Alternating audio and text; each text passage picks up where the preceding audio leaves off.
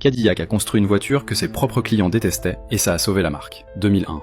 Cadillac est en train de mourir, lentement, douloureusement. L'âge moyen de l'acheteur 67 ans. Plus vieux que Medicare, plus vieux que la retraite. BMW leur vole leurs clients, Mercedes aussi, Lexus, Infiniti. Toutes les marques de luxe sont en croissance. Cadillac, elle, rétrécit. Les dirigeants de GM le savent. Les rapports internes sont brutaux. Perception de la marque, sénile. Taux de conquête face aux concurrents, quasi nul. Aucun trentenaire ne veut d'une Cadillac, ni aucun quadragénaire.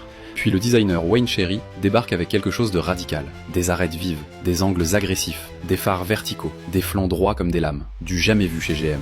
Il appelle ça Art and Science. Son équipe appelle le modèle le CTS. Ses supérieurs, eux, appellent ça de la folie. Nos clients vont détester ça. Trop agressif, trop anguleux. On dirait un transformer. Un dirigeant est direct. Tu vas aliéner chaque acheteur fidèle qu'il nous reste. Un autre frappe la table.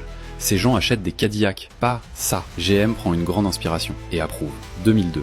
Le CTS est lancé. L'ancienne garde est furieuse. Les lettres arrivent en masse. Ce n'est pas une Cadillac.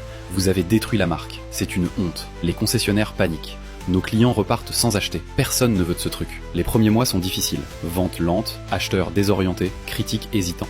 Mais alors quelque chose d'inattendu se produit. Des gens plus jeunes commencent à s'arrêter en concession. Juste pour regarder. Des trentenaires, des quadragénaires.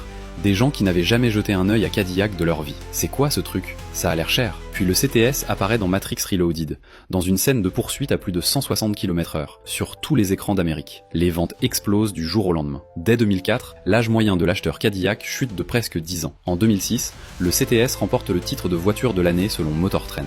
Aujourd'hui, Cadillac écoule environ 150 000 véhicules par an, rien qu'aux États-Unis. L'âge moyen de l'acheteur, en dessous de 55 ans. Une génération entière de moins qu'en 2001. Tout ça parce que Wayne Cherry a délibérément construit une voiture que ses propres clients détestaient pour en trouver d'autres qui n'avaient jamais regardé la marque. La leçon, protéger ta base existante peut te tuer. Parfois, il faut se séparer de ses clients pour en trouver de meilleurs. Abonne-toi pour plus d'histoires d'innovation.